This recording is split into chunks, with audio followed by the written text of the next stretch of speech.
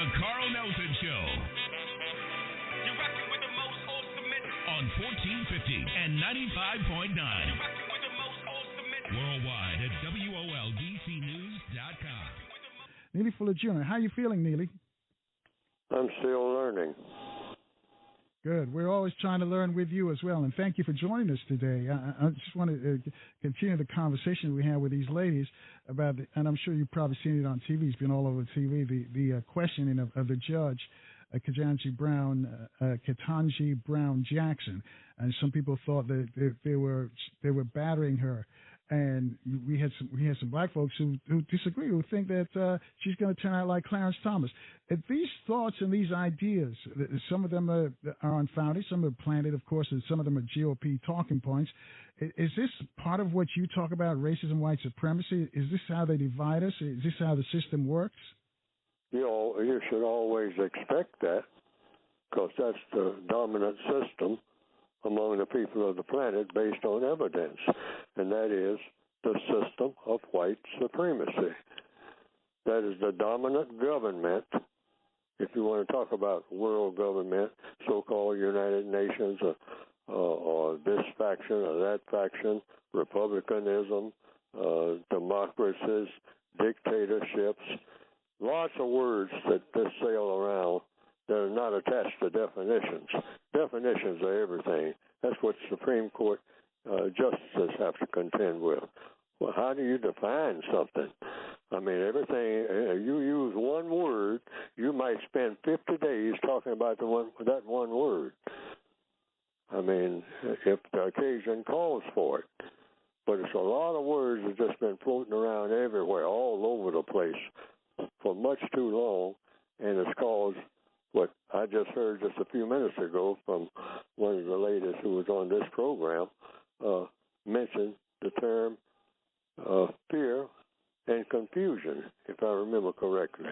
And that's what I have on the back of my book, that this system of white supremacy is set up to cause fear and confusion, and it thrives on confusion. It's the mainstay of the system of white supremacy. And how do you get confusion? Mainly by the way that you talk and the way you define words.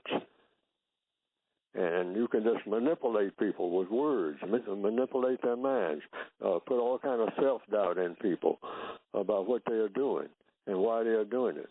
And if you're really skilled at it, you can do it with words. So if you focus on every word that is being said to you, that's number one. Get that straight.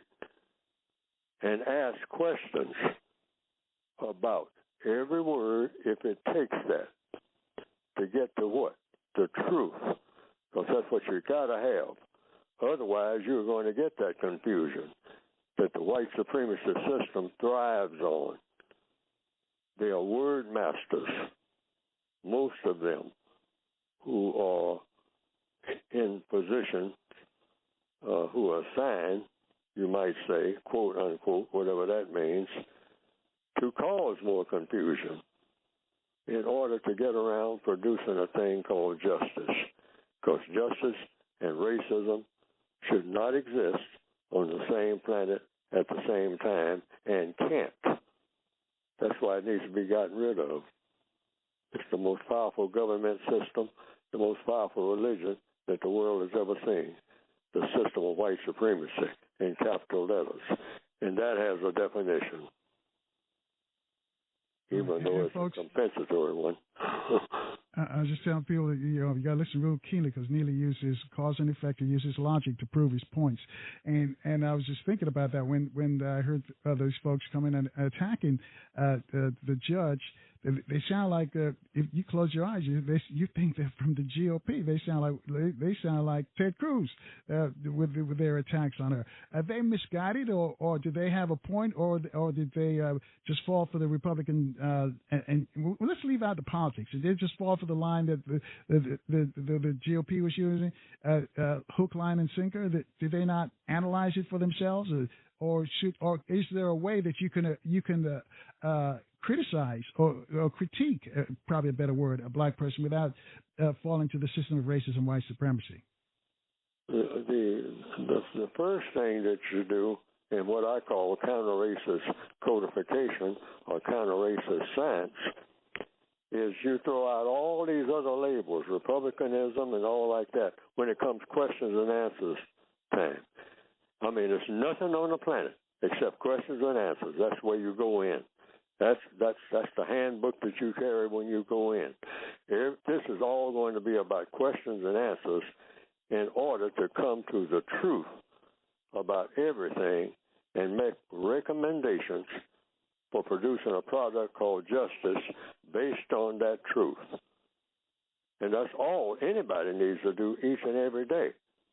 That's why I tried to write a book on it in my own crude fashion on the procedures for doing that. And this is done through words. So you don't go in thinking about Republicans, Democrats. You just think about, what are we here for? Well, we're here to say, for example, appoint a judge. What is a judge supposed to do? Raise questions and answers and try to find the truth about something so that a judge can come as close to helping to produce justice as a judge possibly can. So all you do, the procedure is, in answer to the question directly, so it doesn't sound like this is a filibuster, you just sit back and wait on the questions and ask yourself, is this going to help to reveal truth? These questions by my answers. Or is it going to lead us down the path of what? Confusion, which is what courts are supposed to get rid of. Every court, every trial, everything that comes up in something that even has a similarity to a court. And I always say, in the known universe here in the year 2022, or in every year that I've known since I've been on this planet, everybody is on trial and everybody is in court, each and every minute of each and every day. One of the questions that, and this is the discussion that we had right before he came on, too, they asked the judge to define a woman, and they say that she dodged it or didn't answer the question. Or, well, you know, dodges is what her enemies were saying, and some of our folks picked that up as well, because she probably thought it had nothing to do with her job on the Supreme Court, while others were looking to see if she does gets nominated. Well, she's already nominated. If she's passed to go on the Supreme Court, how would she judge on transgender issues? So your thoughts on that? Because you said it was the question. You always got to look at the question. The question was, what definition of a woman? And you know, some people thought that was insulting. Your thoughts? No, a question is never insulting. Every question has an answer. And I picked that up back in the 1950s from looking through an Air Force manual, which is where I was at the time. And it was just a statement in an Air Force manual that dealt with other matters, but there was a statement in there by, if I recall correctly, by the author of the book Huckleberry Finn. What's his name? Who? Yeah, it's Mark in my mind. Twain. Go ahead. Yes, right. There Mark we go. Twain. I should have. It was right on the tip of my tongue. Mark Twain said, I was proud to be able to answer promptly, and I did. I said I didn't know. See, if you don't know the answer to something, you say you don't know. It's real simple. It's not complicated at all. Everything in the universe where problems are solved has to be done, and there's no exception to this. Let me jump in here and ask you this then, Neely Flores. Yes. If she had said, if they asked her to define a woman and she says, I don't know, how would that look? You're going to be a judge. You went to Harvard, undergrad, Harvard Law. You always look at what she actually said. What was her response? They said she didn't. Does anybody remember? Because I saw it, but I don't remember. But her answer was adequate because, in effect, even though she was hesitant and kind of I don't know as far as her mannerisms are concerned, but I wasn't looking at her mannerisms. I was looking at the words she was going to use to answer a question, because that's what's going to be on the books. Okay, how the question was answered. And what I picked up from her answer, I think she said, if I recall correctly, because one thing that you don't do in codification is misquote anybody, ever. You get every word down, cross every T and dot every I. I think her answer was, in effect, I don't know. That was it. Put a period behind that. And I think the question behind that was, you don't know what a woman is? And she could say, no. And you don't editorialize it after that, because he didn't ask you to. Now, if he asked for a further explanation, I might talk for 6 days. Okay? That's a whole nother discussion. See, that's what I mean by being real keen with words. You have to be, regardless of who you are. Because words is what motivates people and what causes, ultimately, how everything is going to a person's existence on the planet. That's all decided by words. A person comes in and everybody's confused, which is why you have court. You got confusion before you have court, and then you're not supposed to leave court with any confusion about what happened and why, and whether somebody is guilty of having done something that they shouldn't have done or they are not. And that calls for all kinds of questions. And it might take thousands of answers, or attempt for thousands of answers, until you finally get to what? The final question and the final answer. Then that's when court is over. But who knows when that is? Now, that's another way in which you'll say, I don't know. Everybody who's going to sit in judgment of anything, I don't know how many questions and how many answers it's going to take. One thing that I learned in elementary school and heard over and over again, like you hear things that are kind of set in cement, and also from older people when I was very young. I was confused about a lot of things like I am now. So they would say, you ask too many questions. Now, then you ask, out of politeness, and this is just something that I thought of, when someone says that, the correct procedure is, can I ask one more question? And if the person says yes, how many questions are too many?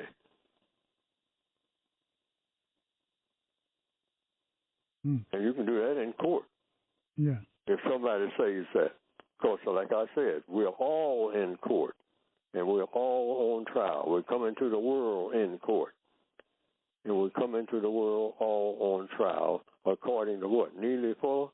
According to logic. And that's what I try to use every day and try to get everybody else to use logic. And how do you do that? You pay attention to every word that is said to you. And if it's not like I do on these radio programs, and on this radio program I've done it, much to the annoyance of people. It has to be annoying because it's annoying to me. And that is there any way that you can say this, give me this question in another way so I'll understand what you are asking? Otherwise, I'm running down the road thinking that I know what your question was, and I'm all over the place. Because I'm giving all kind of zigzag answers that are really not answers. Why? Because I didn't understand the question. That's something you don't ever want to do. Before you open your mouth, you first get a clear understanding. Like getting back to your question about what the lady said, and she was asked, what is a woman? And she hesitated for a long time. But so what? I would hesitate for a long time. You're supposed to hesitate for a long time. And they're saying, are you going to answer the question? I said, absolutely. But I have to take time to think about your question, sir. And I wouldn't be as hot, I sound hostile right now, but if I was actually in a court of law, I'd be calm. All you got to do is just keep calm and think. Now, do I know the answer to this question? What is a woman? And it jumps right out at me. No. So I just simply say, I don't know. But if I think about it, I might figure it out. Yeah. Oh, that's if he wants to turn it around, but see, he doesn't have to answer my questions. That's why I always tell people in this program, the person asking the questions has the most power, always, and keep that in mind. All right. And hold that thought right there, Neely Fuller. And let me remind the folks to join WOL for a 1-hour power talk discussion. What is believed to be the first of its kind sexism, abuse, and harassment suit is filed by black female officers in the D.C. Metropolitan Police Department. We'll be speaking with members of the suit along with attorney Pam Keith on Monday, April 4th at 8 p.m. You can log on to WOLDCnews.com, check out our Facebook page or YouTube page or Radio 1 DC. That's April 4th, Monday, April 4th, 8 o'clock. We're talking about sexism, abuse, and harassment in the D.C. Metropolitan Police Department. Let me ask you this, though. Every response is an answer to a question. And so if you don't say anything, that's the response? If silence is a response? If you don't have the answer to the question. Every question in the universe has an answer. But some answers, you have to do a whole lot of studying. If somebody asks me about some mathematical equation that it takes to get to Mars, right now on this program, I would say, I don't know the answer to that question. He said, well, you went to school. See, they can make a speech. I mean, it goes on and on for hours, what I ought to know. But see, if you turn those same questions around, which he wasn't in position to do, I mean, does he know what a woman is? And can define it in terms that would be acceptable to most people? And even if it wasn't acceptable to most people, would at least be clear about what a woman is in his mind. But he had the luxury of being the question asker. So, therefore, knowing that, all she had to do is just say, which I think she finally said. I'd have to go back and see that tape. But I think she said in a hesitant way, but she said it in effect, the way I understood it. I don't know. I'd have to study that. She said something about I'm not a botanist or zoologist or whatever. I think a botanist. Biologist. Biologist. Or biologist, that's it. Yeah, that's the correct word. See, like I said, misquoting people, like on this program, should forever be a no-no by everybody. If you have to guess about something that somebody said, say you're guessing. I mean, like I just did with Mark Twain. I was fixing to call him by somebody else. And see, that's how you get what? Confusion. 800-450-7876. Sylvia's on line one, calling from California. Sylvia, you have a question for Neely Fuller? Oh, yes, I do, Carl. Thank you so much for taking my call. And good afternoon, Dr. Fuller. I love your message. You have a beautiful message. And I love the things that you say about how we should do and how we should be and how we should consider things. And then after you say all these beautiful things, I get another kind of thing, because when I was a young girl, I'm not going to take much time, but when I was a young girl, about 11 or 12 years old, which was many, many years ago, because I'm older than you, and I saw the Ku Klux Klansmen. They come on TV, and they considered they would praise themselves as being white supremacists. And I didn't know what that word meant. I didn't understand it. And I asked my mom, and she tried to explain to me what it was about. And as time has gone, I find that we are such powerful people we are such powerful people. If it would be in your, just if you could just consider just helping me to understand and give me the definition of what white supremacy really is, because I describe it as inferior, and I'm just wondering if you would consider, if you would just, since you say you're still learning, if you would just consider researching using that term, because the reason why I ask is because we are such powerful people when we give them that title, and they're doing it, using it on TV now for themselves. When we give them that title, our power goes with it. We are the most powerfulest people. And if we could call it an inferior system, would you consider just consider getting into it, letting me know? I won't keep up with you of your time, but I thank you both so much, and I love your message. Other than that, thank you, Carl.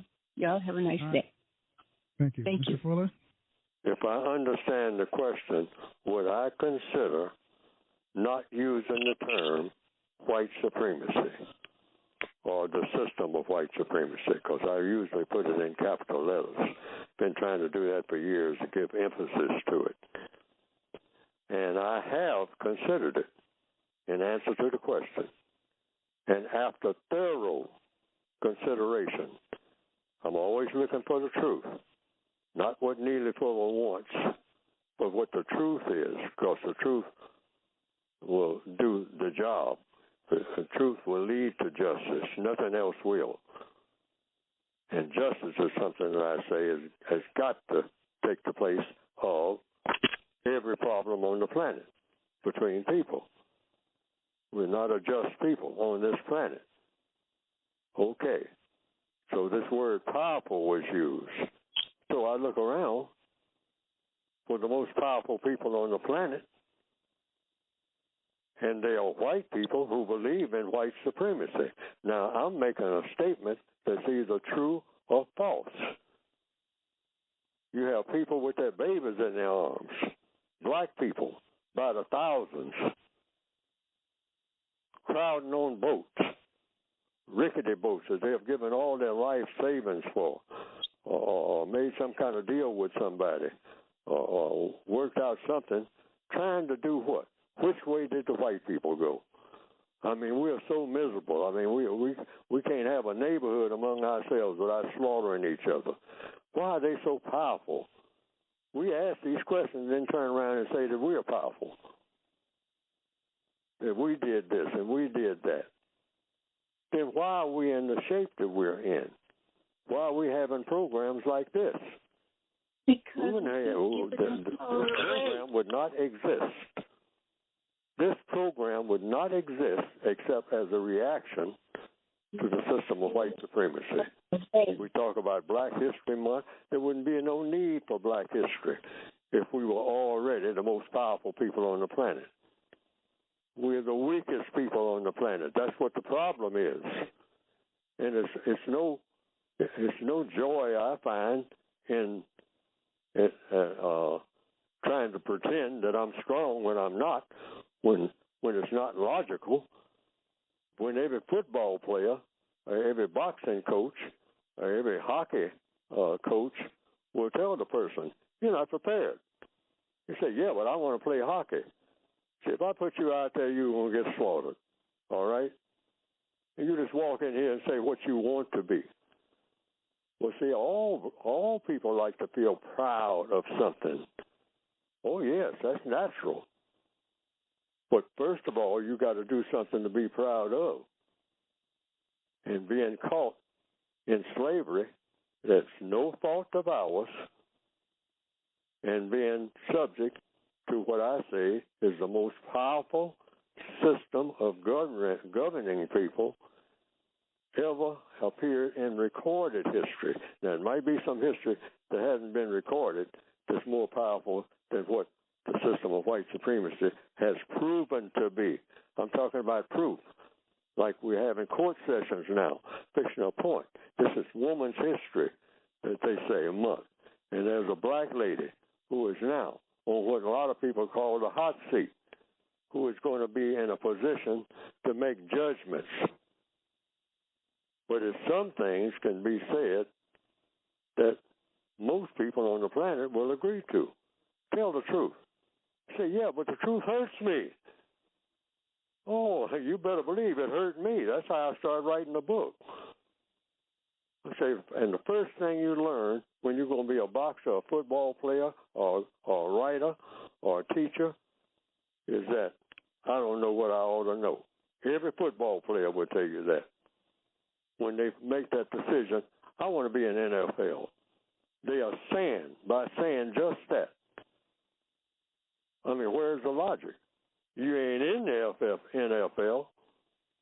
That's why you're saying you want to be. So now, that means what? You're going to have to learn how to be. And learning is all about questions and answers. How do you play this position? How do you play that position? That's what they say coaches are for. I'm talking about logic. And I'm giving a long-winded explanation for my answer about sticking with the term white supremacy.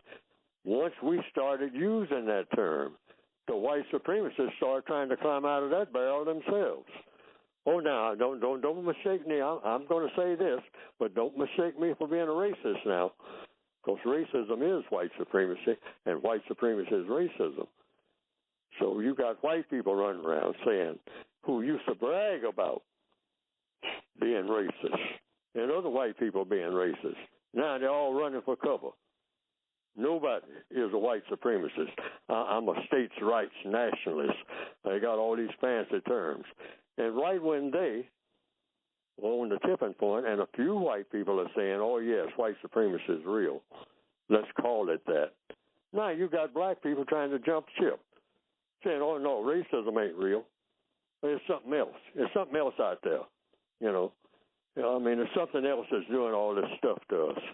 Because we're the most powerful people on earth. So racism don't affect me. Ain't got nothing to do with me. I don't have to worry about no junk like that. First of all, it don't exist. How could I be afraid of something that don't exist? That's what black people are saying. Why? Because it's a feel-good thing, in my opinion. It doesn't work. All right. 800-450-7876. Hope you got that answer, Sylvia.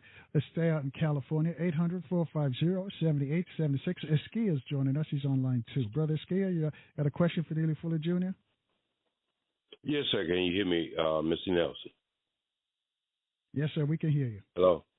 Okay. Mr. Fuller, Dr. Fuller, as you were speaking, and I hope this be giving me power to ask you a question. As you were speaking, I was thinking about the whole interview that Carl had with the two young ladies. So it made me come up with this question. And I am one who believes in the system, that it exists, the system of white supremacy. So in that case, if there's a system of white supremacy, and we can confine it to a mace, and you are part of it, how, no, not how, are we just living for hope here? The question is, even you said, if the system of white supremacy is based on this country or anywhere else, but we are here, and everything that we do, even from Supreme Court to president, is all that just symbolism? Because if the system runs it, well, wait a minute. What was that question? See, part of the codification. The question is what? Okay. We take one question at a time. We never move to the second question till the first question is answered. Yes, sir. And I do apologize for that. No, you don't have to apologize. That's the procedure. Yes, sir. That's all. You just go through the procedure. That's all. Okay. So the question is, if there's a basis of that I believe is the white supremacy, and we join it or in it, are we just living for hope? And again, you got to listen very keenly. And a lot of this stuff that Neely's talking about is in his book. Short title of the book is called The Code. Before he goes, we'll make sure that he gives you the full title, and you can get a copy of this book, because a lot of questions you're asking are in the book. So, Neely Fuller, do you remember Brother Skia's question, or do you need him to repeat it? I'm here. Yes, I'd like for him to. What is the question? The question is, if we're in the system of white supremacy and we choose to join that system, or we're forcing that system, what are we doing? Just living for hope? If we choose to live for hope and know what hope is, but I don't know what we're doing, but I don't. I'll put it this way in answer to the question. I got to be accurate in my answers. Yes, sir. I know what we are doing. Now, I don't know what our intentions are, because I'd have to go around and ask each individual black person on the planet, what are your intentions with the time and energy that has been given to you by the Creator? How do you intend to use that time and energy? Because all babies come into the world with two things, time and energy. Otherwise, you're naked. You got nothing. You are absolutely dependent on someone else. So in order for me to answer that question and tell the truth, I would have to interview by asking questions. That's what an interview is. Each and every black person on the planet. When you say we, if we're talking about the people who are what I call the victims of racism. So if I understand the questions, why are we here? If I understand that. But that wasn't the question that was asked. The question that was asked about, are we here to have hope? Well, how do you find hope? We're here for a purpose, so I have to ask that question before I can answer it. What do you mean when you say hope? I have to answer that question the same way I would on a Supreme Court. I would have to answer it that way. Why? Because everything is about questions and answers. So I would have to know what does the question consist of? Words. So are we here to have hope? If that's the question, well, then what is hope? And what is hope good for? Can you use it for anything? There's lots of questions come behind that. But if you ask me why I think we are here, according to what I've written, we're here to solve problems. It's just that simple. Slam, bam, that's it. Two words. So solve problems. That brings me to my second question. Yes, sir. It gave me my first question. If I live in a neighborhood and it's gang infected, is there any logic for a person to join that gang to think they go change that gang into something else? Depends on what the gang is formed for. Well, we have to always talk like we're in court, because we are. Everybody's on trial. So the gang is our words are going all over the world. The gang is selling drugs, corrupting the community, killing, drive-bys, causing all kinds of mayhem in the community, rob, rape, stealing, drug selling. Would a logical person want to join that gang to change it? If I understand what you're saying, join a gang so you can sell drugs, so you can have drive-by shootings, so you can rob people and steal from people. The answer is no. That's not why we were produced by the Creator or anybody else, logically speaking. Thank you.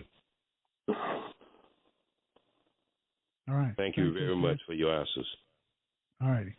800-450-7876. Austin's calling from Cleveland on line 3. Austin, you have a question for Neely Fuller? I most certainly do, Mr. Nelson, and thank you so much for having Mr. Fuller on today. It's very much appreciated. Mr. Fuller, I have a question for you since you emphasize the usage of words like you always do. And my question to you, Mr. Fuller, is could you explain to the non-white listening audience, and particularly to the black listening audience, why it is illogical and outright silly for black people to say that we need to get together, quote unquote, when this does not work at all whatsoever under a prison system called white supremacy, and why we need a code instead? Well, if I understand your question, we got to come together, and I'm looking at this because I've heard people recently on different programs. I just wrote down a few things that people say on the radio programs, and I hear them talking on television. These are black people, and a lot of them are slogans, what the definitions of slogans or slangs that have been handed down through the years. But I concluded years ago that a slogan is not a plan. And I've said on this program and on my own program, ProduceJustice.com, it comes on Tuesdays, many a time, a slogan or slang is not a plan. And then I explain what the difference is. Slogans do serve a purpose. We got to come together. Now, that's like a title of a book. A slogan is like a title of a book. A lot of slangs are used as titles of a book. Slangs, slogans, whatever you want to call them. But a book is supposed to have substance in it that tells you why that slogan or slang is on the front of the book. And I've noticed down through the years, black people have gotten slogans and slangs mixed up. Apparently, according to the evidence, we go by evidence, we get it mixed up with a plan. I've heard people go and listen to a speaker for 3 hours. I've counted the minutes or the hours in the days. I mean, sometimes, because it's a carryover type seminar, for example. And at these seminars, I have taken a sheet of paper, a blank sheet of paper, just one usually, or two, or a notebook, and a pen, and I've come away with having written down not anything that I could come away with, in my opinion. And we have gotten on airplanes and gone great distances, and everybody's shaking hands and hugging, and slogans and slangs all over the place. Well, we finally got together. That's a slang. That's a slogan. We'll get together to do what? Where's the plan? Did anybody come with a plan? That is the question years ago, decades ago, I would always approach it. Checked into a hotel, a fancy lobby and all that. Checked into a fancy room, too big for any one person.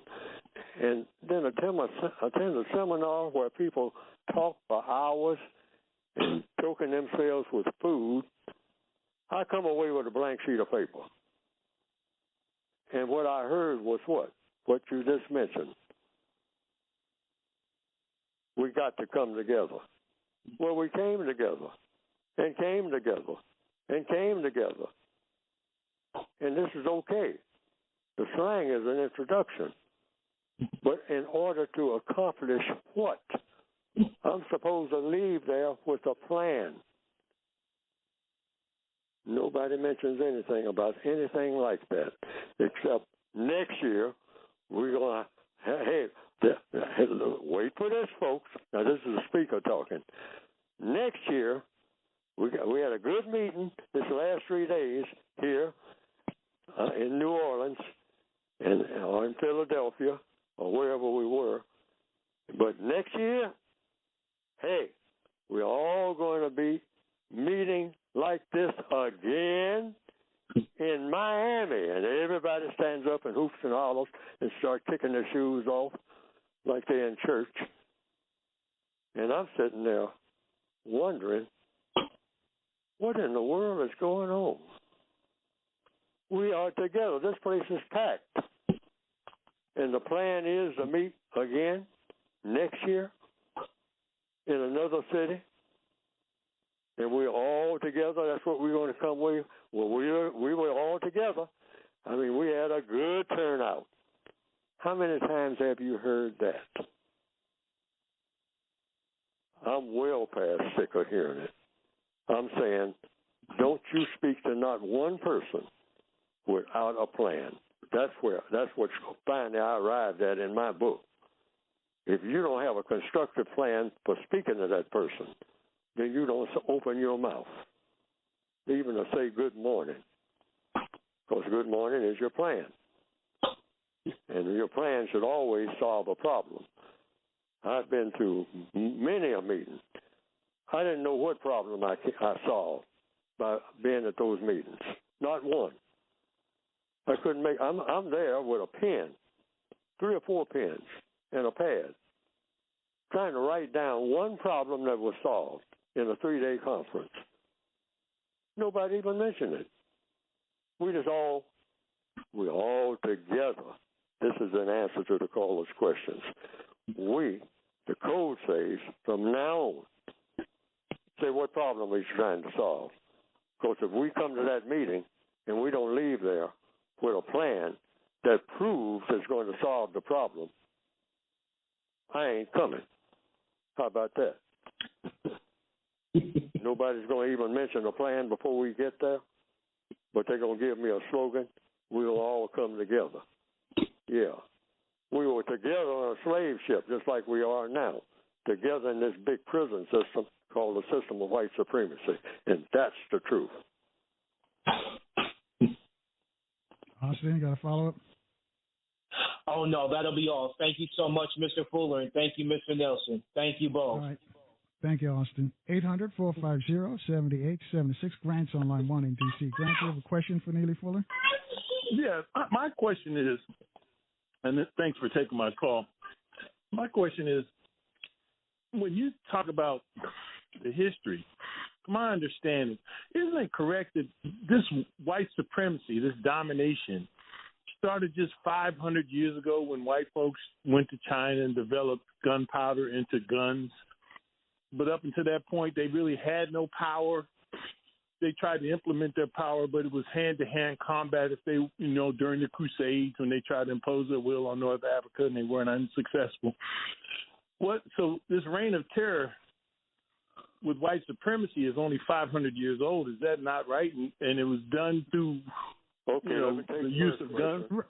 Right. Hold that thought. Both guys, hold that thought right there, because we're going to take a short break. We're cruising to the top of the hour, so some of our stations need to identify themselves down the line per the FCC. Stations like FM 95.9 and AM 1450, WOL, where information is power.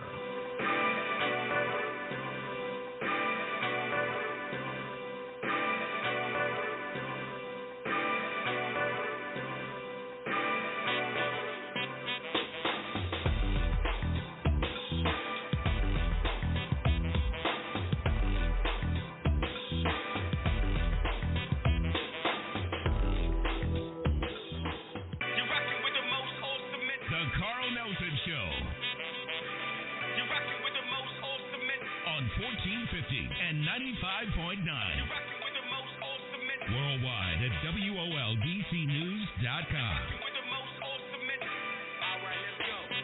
And thanks for rolling with us, folks. Our guest is Neely Fuller Jr. It's still time for you to call up a couple of your friends, tell them that Neely Fuller Jr. is on the radio. And again, you've got to listen very, very keenly, because Neely Fuller uses logic, cause and effect to prove his points. Those of you who've taken logic, and those of you who are going to college, to pick up some logic. Take one of those logic courses. You'll be able to reason a lot better, because he uses cause and effect to prove his points. Again, his book, the short title of the book is called The Code. That's not the real title. It's much longer than that. So before he goes, I'm going to make sure that he gives you the complete title of the book and how to pick up a copy, too, because you'll understand where he's coming from and you'll understand it totally what he's talking about when he talks about racism, white supremacy. Before we left, we're speaking with Grant in D.C. Grant, can you repeat your question for Neely Fuller Jr.? Well, the question was, and we talked about the oppression and who's, superior. And from my understanding, for thousands of years, black folks thrived in functional civilizations that were productive and intelligent, mathematical, And within the last 500 years, when white folks went to China and took gunpowder and turned it into guns, that's when the reign of terror began in terms of their oppression of the people of color on the planet, with their, I guess, the brutality that they exacted using gunpowder for guns. And so I'm just saying, we act like sometimes they try to perpetuate that this was always the way it was, but it's only 500 years. Am I not correct? I don't know. There's those three words again. I don't know. Some people said it's been about 600 years altogether. Some people say, no, it's 2,000 years. There are other people down through the years who have said 6,000 just for openness. He said it's much longer than that. But a lot of people round it off at 6,000, at least 6,000. Of white supremacy? Of white supremacy on planet Earth. No other planet, right here where we are now. Some people have said 6,000 years this has been going on. So the Egyptians, before people even knew how to write, for the most part, I guess. But the world was a larger place in that, when I was growing up, I grew up in the district, and there were times when I could go a whole week, maybe see one white teacher, but I didn't see any white folks in those days. And if you lived in a country where there were no whites, then how could there be white supremacy if you weren't seeing or around whites? Let's hold it right there. That's a question. Because the white supremacists decided that you weren't going to see them. That's what supremacy means. You didn't make that decision. I know enough about white supremacy to know black people don't make decisions about where they're going to be in the system of white supremacy. Just walk down the road and say, this is where I'm going to be.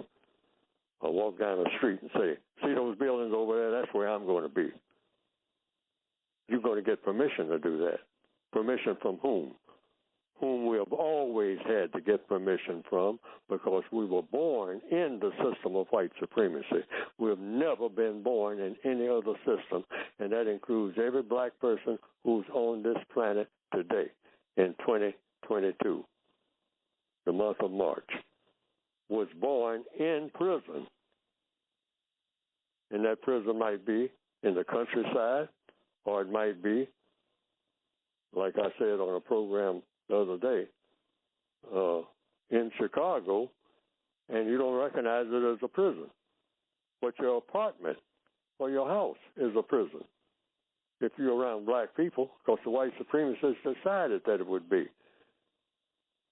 That's why we have a lot of bars on our windows. I didn't see bars on windows until the 1950s, because I was in the country.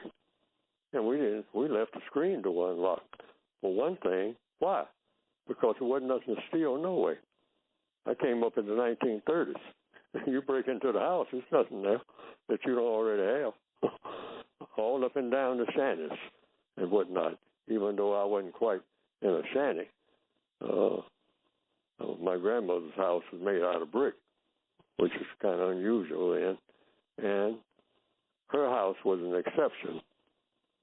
But even then, we left the screen door unlocked all the time, sometimes going to town. But why could we do that?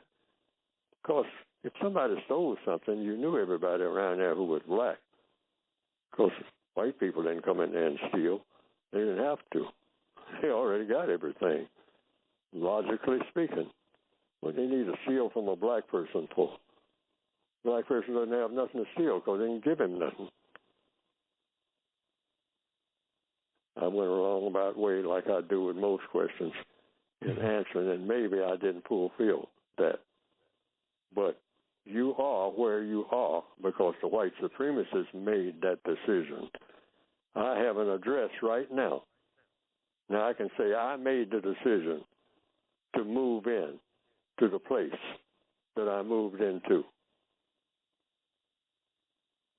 But somebody else had to approve of it, and that somebody was white. And that includes everybody who is in what you call the continent of so-called Africa. It's under the domination, directly or indirectly, of the system of white supremacy. And anybody who will investigate and tell the truth, they will find that that's true, every inch of it. And Neely Fuller Jr., can you talk about the mental prison that we're in as well? Because many of us don't understand that. And that's why. Well, if you're born like a fish, born in water, the fish doesn't know anything about the water. Because why? The fish has never known anything but water. It's only when the fish is out of the water, if it's the type of fish that leaps up in the air every now and then, like some species of fish do, porpoises do, for example. Then they become aware, hey, there's a different world out here other than just in the water. But the fish says, I am made to be in water. So I fall back into the water. I can't get too far away from the water. Yeah, a lot of them, like whales, they can float on top of the water and all like that. But they are aware, hey, I cannot get out of this water. If I get into a situation where I'm not in water, my body, my whole system is not made for anything but to be in water and a whole lot of it. I can't be in somebody's swimming pool and I'm a whale. It doesn't work. I'm not going to be swimming long. So it's the same with people. People of color are born in the system of white supremacy. It's not our fault. We became their children. Why? Because we were children and they didn't allow us to grow up, which is why we think like children and act like children and do childish things all the time. And not only that, have been carefully trained to act like children. And if you give us anything that calls for what you might call, now this is about being real grown up, we feel like that's punishment because we've been trained that way. No, I want to remain a child. Well, so do I. Why? Because children don't have to do nothing but yell out for help, which is what we do best.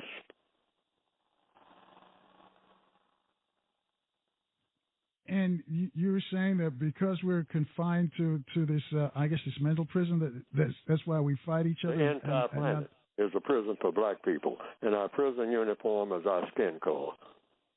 The white supremacists understand that. All they got to do is look out the window. There's a black person running down the street. Get your shotgun. Hey, get two of them and crank up that pickup truck.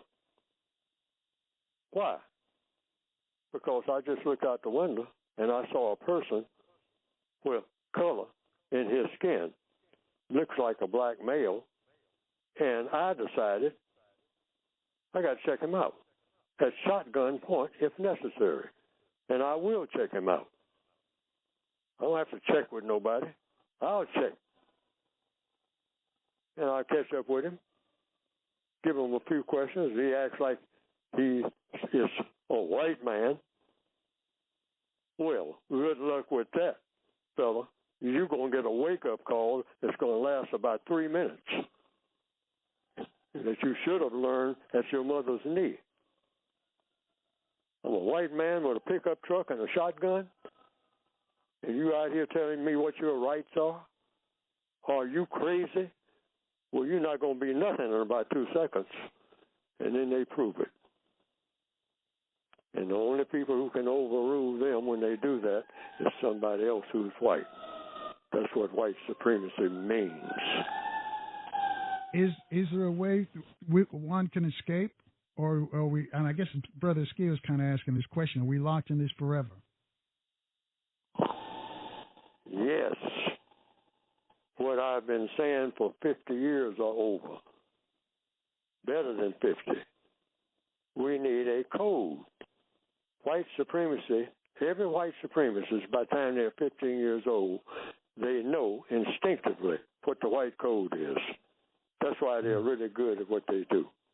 All right, hold that thought right there because we're going to take a break. I want you to dig.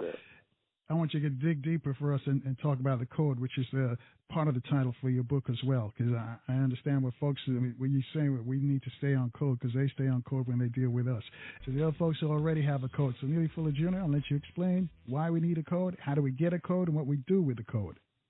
Those are questions? Yes, sir.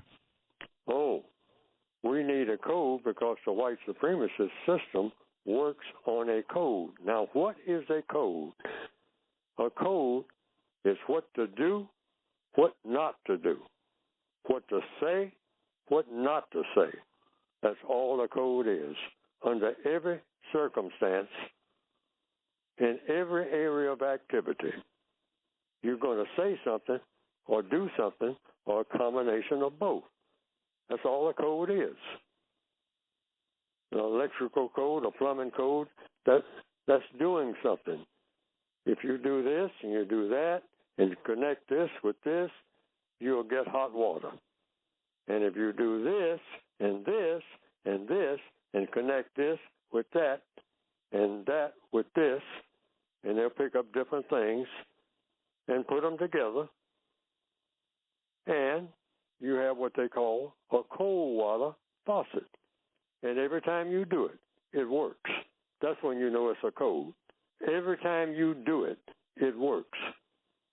I mean, sometimes a plumber been doing this so many years, they didn't even test it. They walked away without testing it. And you say, I didn't see you test it. Are you sure it works? I said, hey, I've been in this business for 50 years. I do this every day, all day. I don't have to test it. If it doesn't work, I'll give you your money back.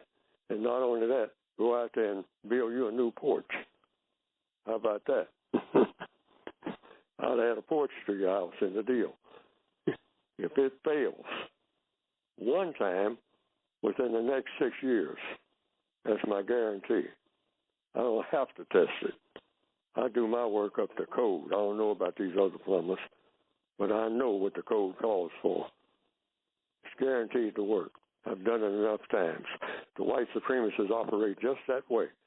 They make mistakes.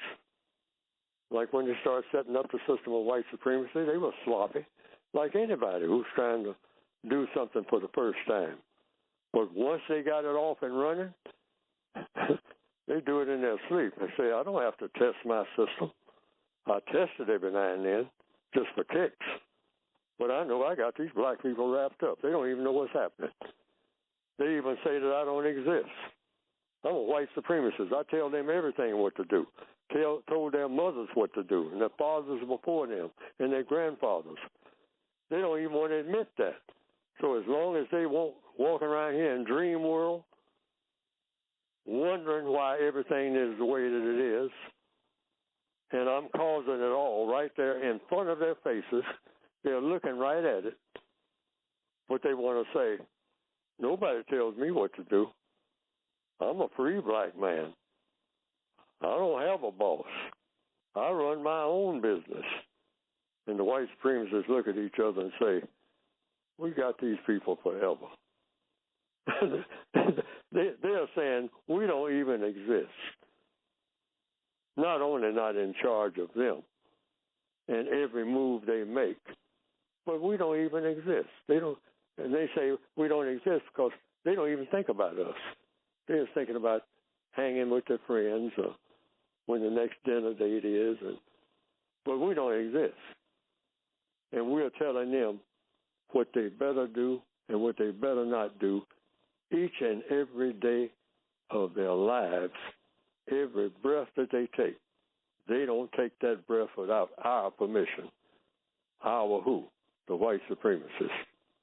That's why we need a code that says, first of all, we do have a problem called the race problem. And the race problem are the white supremacists. And call it that, folks. Now, it's taken me all these years just to get a few people to do that. When you call it that, you're not giving them any kind of ammunition. They already have it. Guns, ammunition, you name it, they got it. We beg for it. Beg who? Ourselves? We ain't got nothing. We want a job. We're preparing to get a job with them. There's a lady sitting up there now. Looks a lot like my mother, only my mother was much taller. But my own mother, when I looked at her, I say she resembles a whole lot of black mothers, okay? And she's here trying to do what? Get a job with some white people so she can have a little bit of say-so about something.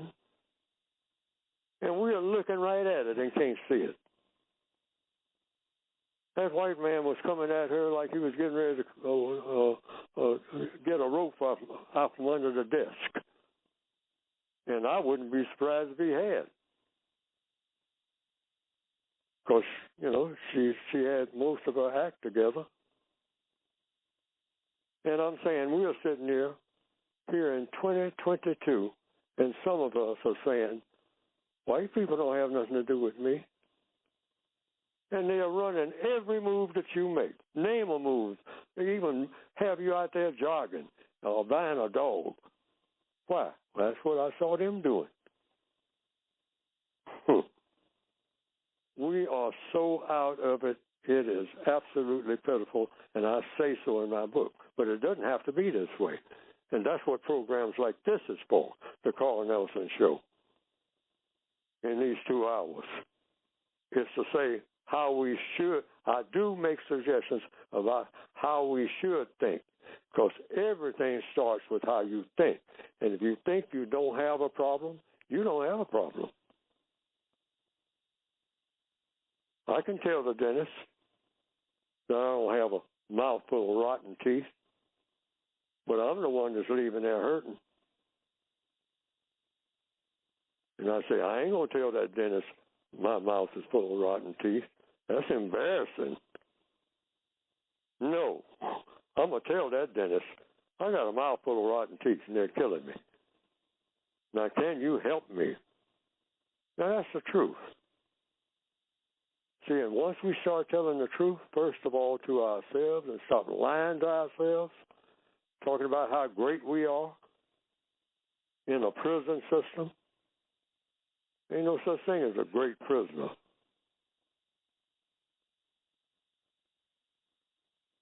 Is there another question? Or did I answer that one? You sure did. So you say we need a code. How do we remain on code? How do we keep the rest of our folks on code? Like a plumber does. Find out what works and sticking with it. And stop doing stuff that we know ain't going to work. Jumping out of a car, surrounded by 4 cars, white men jumping out on all sides. One of them in a flak suit, what they call, pointing a high-powered rifle right at my head with a telescopic sight, broad daylight. 8 others surrounding me, got my car blocked off, and now I'm going to start what they say on the street, selling wolf tickets. Woof, woof, woof. Y'all ain't got no right to do this. I mean, y'all dropped them guns and I do a job on you. I'm the king of the hood. I'm like, yeah, right. You are. You tell the truth when you say you're king of the hood. When there ain't no white people around. You ain't king of nothing. Because you're living with your grandmother to start with. That's why she's got to take her little pennies, come down there after you get through whooping, and plead for you like black females have always had to do after we show our so-called manhood. We ain't got none. We're all boys. I'm a boy, Neely Fuller Jr., person talking to you, but I got sense enough to know it. It ain't got nothing to do with how old you are in a prison cell. You're just an old prisoner, that's all. And that's all you are, as long as the system of white supremacy exists. And so you have a code that will not only get you out of prison, but dissolve the prison. That's what I tried to write. I'm not trying to make a contribution to solving the race problem. I'm writing a book and having a program right now that I say should solve the race problem. Get rid of it once and for all, so we don't have programs like this ever again, because there won't be any need to. black radio is about what? White supremacy. Otherwise, it wouldn't be black radio. We've got evidence everywhere staring us right in the face and want to call it something else. Oh, white supremacy makes me feel bad. It makes me feel bad. That's why I started writing a book. You're supposed to feel bad about a bad situation. The creator of the universe taught us that. Babies know that after a few days. The baby's lying there on his back. And the baby wants water. Because they wanted something before they were born. Even then, they were born in water, like that fish. So that baby wants water. I know, I've seen babies. They drink water. They stop drinking it later on want to drink sodas. Because the white supremacists say buy sodas. And that injures our health. It injures mine. I didn't know no better. I was drinking sodas till I started drinking water. Stopped drinking sodas. That's another story. But it's all a part of the same stories. You do what you're used to. So babies come here. They are used to being in water. So they want water. That's all they know. And then they discover breast milk from the female, which the white supremacists are going around now trying to cut every black female's breast off. Black females are not supposed to have breasts. And they're telling hordes of other black females, you ain't supposed to have no vagina. The white supremacists want black males, every black male on the planet they can recruit. They're going all out to substitute the black vagina, the female vagina. That's part of being a female. They want every black male now to go chasing after the white male anus, saying that's much better. That's an improvement over you silly people. You need to improve yourselves. So I'm telling you how to do it sexually by substituting the black vagina, which you're all used to, been around forever. What about the white male anus? And you will seal up the black vaginas. Because without a phallus, what does the black female need with a vagina? So they tell the black female, well, you don't need a vagina. Just seal it up or do whatever you want to with it. But just put it out of use, saying out of business, all right? And cut your breast off every chance we get. What feeds babies all over the world, even when there are no white people around, and you get your milk from me. That way I can always control you. It'll come in a bottle or something, and then I poison it when I want to, okay? But if you've got them right there on your chest, you have breasts, and say, well, we'll put some breasts on the black male, well, even if we have to tack some on there.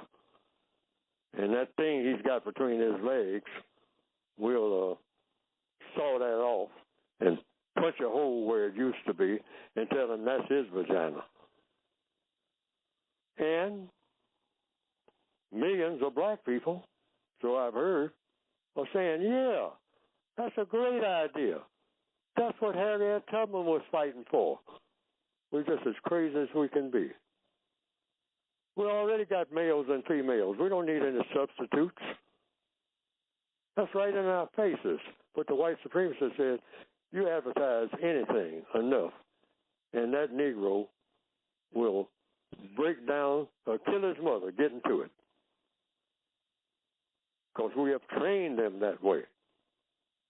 Go with whatever the latest fad is, and that's part of the latest fad. Taking the black female, confusing her, and then confuse the black male in all areas of activity, not just in sex. Because, see, they know that they're on the threshold of a few black people, hopefully I'm one of them, wind up to figuring out what they're doing.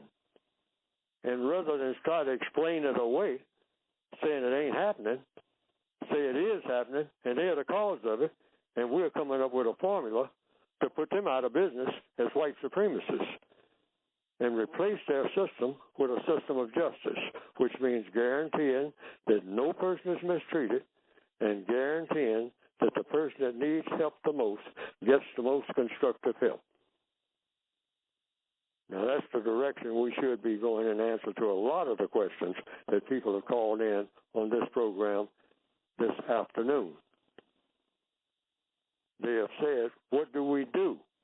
We need a code that will solve problems. Remember those two words. In order to produce what? Here another two words. Constructive results. See, because we have been trained to solve problems. Black people can solve problems. So, the white supremacists know that. But we make 5 or 6 problems in the process. See, so we got to keep that formula in mind. Solve problems without making any. That takes some thinking. Oh, yeah, I can solve problem number A and problem number B and C and Q. But I made 12 other problems in solving those 4 problems. And that's a no-no. Solve problems without making any. That calls for some thinking and some planning. And the race problem can be solved. Why? Logically speaking, not because Neely Fuller says so. It can be solved because people made the race problem. And anything that people put together has been proven over and over again. People can take apart. That's whether it's a building going up, no matter how tall it is. If people put it together, there are some people who can sit and watch and figure out how to take it down, and take it down a whole lot faster than it went up. I mean, a whole lot faster. The system of white supremacy is the same way. You figure out how it's put together, that's what I'm trying to be. One of the geniuses. Because nobody's really trying. Why? Not seriously. Because most black people, like we heard on this program, and I hear on every program that I'm on, a lot of black people want to say, oh, racism in the form of white supremacy don't exist. You just got different people who are racist, but it ain't no big deal. It don't make no difference. It don't matter. So if you think it don't matter, if you think that being in jail and not wanting to get out don't matter, you'll just be in jail. And you say, I got a TV and they feed me and, I'm okay with all this. What are you talking about, jail? I'm doing better here than I did in that little shack I had back down by the track, I mean, I got soap and water, running water. So a lot of people find that a comfort zone. We got to make that a discomfort zone. Man, I ain't supposed to be in here. Not one time. Black people should think about that when they're out there making those speeches on the highway, when they get pulled over by 8 armed people and you jump out with nothing but a beer bottle in your hand. And in 10 minutes going to be dead from something stupid that we do and keep doing it. Why? Well, that's what we do in the hood. You ain't in the hood. The hood is in you. So the only time that hood stuff operates is when you're in the hood. That's why the guys who are supposed to be so big and bad in the hood, they ain't big and bad when they ain't in there. You see how polite they get all of a sudden when they're on the white side of anything? They look around and see nothing but white faces. See, that ain't nothing but a show to other black people. We're great showmen. Next to the white supremacists, the greatest in the world. But black males, every one of us is a helpless boy. Everyone on the planet, right this minute, in the year 2022 in March, every black male on this planet, not according to Neely Fuller, is a boy. A boy is a subject to men, and the only men on the planet are white in the system of white supremacy, and that's the truth. All right, hold that thought right there. I got some folks who want to talk to you, and we got to get. You got to let folks know how to get the copy of your book. 800-450-7876. Michael's on line 2, calling from Columbus. Michael, you have a question for Neely Fuller? Yes, I have 2 questions. Thanks for taking my call, and it's an honor talking to Mr. Fuller. My first question, Mr. Fuller, is when we look back in time and we look at Tulsa, Oklahoma, now either it was our pride and self-determination that we had our own. They told us go on to do what you can to survive. And we developed a place called Black Wall Street and several other places and communities like that. And they came and destroyed them. So we must have had some type of code when we left. Can you answer my question on this first one, just here to make us think, the listeners, why did they destroy that? Why? Because it was easier to do, and they was just teaching black people a lesson that anything that you do has to have my approval. You wouldn't have a Black Wall Street in the first place, black people, if I decided you weren't going to have one. You only left wherever you were before you came to Tulsa, because it's Indian territory, and I called it that. And I decimated these people who were here and got them all drunk and full of diabetes, even to this day. And now I let you come here and set something up because I was tired of looking at your black face in my new city. I want to see as few of you as possible. And when I tell you to get out of my sight, I want you down there on Black Wall Street. But now, if you show a little sign of being arrogant, or that you can come on my side of town, what I have designated, you didn't decide this would be my side of town, you black people, what the white side of town is going to be, because you don't decide nothing where I'm concerned. I decided you could have a Wall Street and that you could have your own stores, because in this particular place, unlike in the South, I don't even want to see you. I don't even want you driving through where I am. I'm putting you over there by those tracks, which is where I put most of you back in those days. And I will let you have a bank, because in Chicago, I decided you ain't going to have no banks. The Jones boys, people who read some Chicago history, I think it's the Jones boys, they started opening banks. They were in the numbers business. So they knew about banking and that type of thing. They knew numbers. Black people were walking banks, a lot of them. They knew numbers, like the character in the movie Malcolm X. They knew numbers. Might not know something about history or something like that, but they knew numbers because they were in the numbers business, which is a business even today. But the white supremacists decided that it would be a legitimate business. Can you give us the title of your book and how we can get copies? You can get the copies by going to producejustice.com. Like you're producing something, that's what we should be trying to do. That's the thing that would defeat white supremacy. Fix our minds on producing a product called justice. Now, you can't have justice and white supremacy on the same planet at the same time. So that means something has got to go. That something being the system of white supremacy as the government of the world, which is what we have now.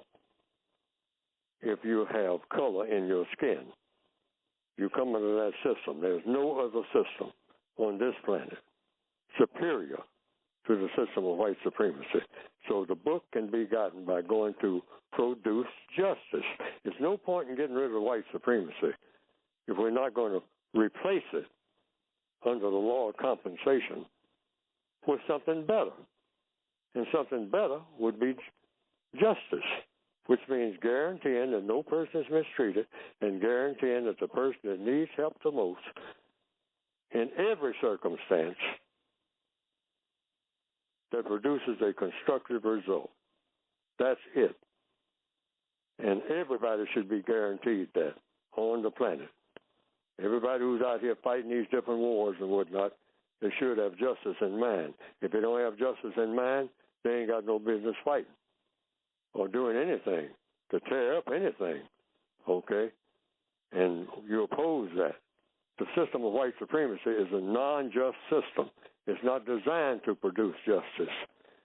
It's mostly designed to have people worshiping white people and enjoying it and producing things while destroying millions of people. Otherwise, we could keep what we got. because the system of white supremacy does accomplish the production of things better than any other system that anybody's thought of. But what's wrong with it? It destroys people in the process, so that people become nothing but trash. Like black people are treated like trash. That's why black ladies have to hold up the torch and say, Black Lives Matter. You know, I don't know how they should matter, but they should matter. I mean, you just treat us like trash. In all of our relationships that you call it, to white people.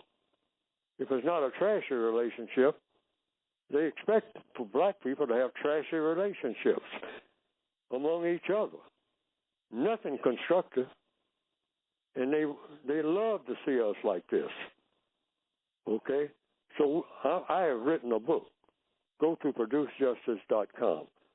That's designed to make each and every black person a Black Wall Street. How about that? That you are not sealed off on the other side of the tracks in some section of some city, and they say, oh, that's a black thing. Everything, the way it should be, is a black thing, and a white thing, and a yellow thing, and a green thing, if you've got green people somewhere in outer space. I mean, they got to believe in justice, too, because that's what black people should be about. I don't have any confined place that somebody designated as my place. We already been there, done that. That's real chicken house thinking, like herding chickens. And no, we're not chickens. Our place is wherever we are, just like the white supremacists say that and mean it and prove it. Wherever I am, boy, is my place, including your mama's bedroom. How about that? Neely, I got a tweet question for you. Twitter says, what do you think the world would be like if black people start sacrificing our lives to stop white racism? It's not a sacrifice. And we stay alive and have a code. The white supremacist is not going to kill us all. We can gamble that. Now, that's Neely Fuller talking now, because I may not be using logic. But I'm saying it's not logical for the white supremacists to kill us all. They want to continue to do what they've been doing. If they got 100 black people, well, hey, you know, let's see now. Kill 70 of them, but leave the rest. Just like you do with your chickens. Anything that you own, you don't want to stop the chickens from coming. So leave just enough of them, educate them, so they'll have a little bit of sense. Let them keep having a few babies, but only the number that we want in a certain place at a certain time. And just kill off the rest, or better still, so that you don't have to do all the heavy lifting and put up with their talking about us killing them. Set it up so that they kill each other. That black lady out there now that's got 5 boys, we already know what's going to happen to them because we already planned it. All right? She's going to have 2 left. That'll be enough to do the work that we want done. But 3 of them boys, we're going to kill them. Why? Because that's what we do. It's routine. Or we'll get them to kill each other. And that's routine because we know how to do that too. Glorify gangsterism. You know, put it on TV, have them looking at video games 24/7. Then dump a lot of guns out there in front of their house. They'll come out there, with their eyes bugged, pick them up, and, load them up. Talking about how pretty the bullets are. They're shiny. They like shiny stuff. Bling, bling. Bullets are part of the bling, bling. And have them running them down the alleys and running through their grandmother's house, killing each other. We planned that. We knew they were going to do that before they were born. Why? Because we make plans for them. Why? Because they ain't got no plans of their own. The code is supposed to break that cycle so that we come in with a plan. We don't go to meetings without a plan. That's a part of the code. So a lot of black people have told me, oh, things are going to kind of get real serious and a little bit too serious. And then I have a question. Is there anything incorrect about a black person being serious about serious things? And I'll wait for my answer. Because the white supremacists have taught us to be serious about everything that's silly. We are champions of silliness. We know how to do everything that's silly. Grade school silly. But when it comes to being serious, oh, that hurts my mind. I'm black. I ain't supposed to be serious about nothing except messing up something. If you want me to mess up something, I'll be serious about that. You want me to build something or take the patience to put something together or take something apart that needs to be taken apart? I ain't got time for that. Let white folks figure that out. And then after they figure it out, I'll come and beg for it, whatever they made. We've been trained to do that, folks. We need a code that does just the opposite. You can't get a black person to involve themselves in nothing that's stupid. That's the kind of code we need. We're running out of time, but I want to get you to talk about the 9 areas of activity. Can you name the 9 areas of activity that we should be concerned about? Well, I just say that all areas of activity are interactive with all other areas. But I'll give them, according to the code, to kind of give some structure. See, we don't have a structure that we made. All right? That's why I say we need a plan. And I tried to write a plan in the form of the book that people can get by going to producejustice.com. It's a plan. You can go to any meeting with this plan. You'll be the only one there with a plan, most likely. Everybody else got a whole lot of pretty rhetoric, and everybody wants their name mentioned and marching across the stage receiving awards. That's not a plan for solving black people's problems. We need to stop that, okay, and have every meeting, everybody at that meeting came with a plan. And then we choose one of the plans or a combination of all of them. Okay. But the 9 areas of activity, economics, time and energy. You're born being a person who is involved in economics. So don't ever say to anybody, I'm not involved in economics. You are a creature of economics. You've got time and you've got energy, unless you're dead. And even dead people are taking up somebody's time, so they're using their energy being dead. That's now dead energy. You know, somebody's got to bury you and all of this. Otherwise, they got a problem. You just can't lay there in that back room forever, or they'll have problems all over the house. Okay, so you're giving off energy even when you're dead. See, that's how you have to think. See, I'm talking about thinking now, something that the white supremacists never want a black person to do. Okay? So economics, education. What is education? Learning everything that you need to know. And what do you need to know? Everything that you don't know that you need to know. So how many educated black people do we have? None. How many educated white people do we have? None. According to who? Neely Fuller? According to logic, folks. You are not educated until you can solve all your problems, period.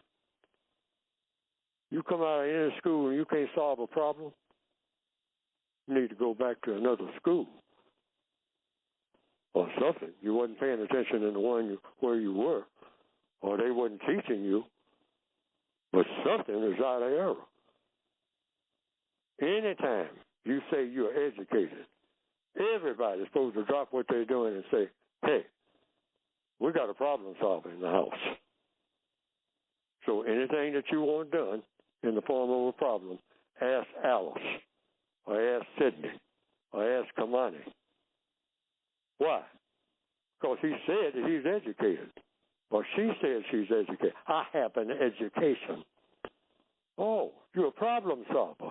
Oh, you who I've been looking for all of my life. Right. All right. Neely, we just flat out of time. So for those who want to hear more about the 9 years of activity, is it producejustice.com where you can pick up a copy of the book? You can get it by producejustice.com. And on that, you'll see how to order the book. And there's a word guide in there, like what's going on with the hearings now that we've been talking about on this program and an hour before then. We were talking about the black lady now who's going up for a judgeship. That's all about words, how you use words. Right. That person who asked her, what is a woman? How do you know a woman, or word something like that, when you see a woman? What's different about a woman that makes her a woman?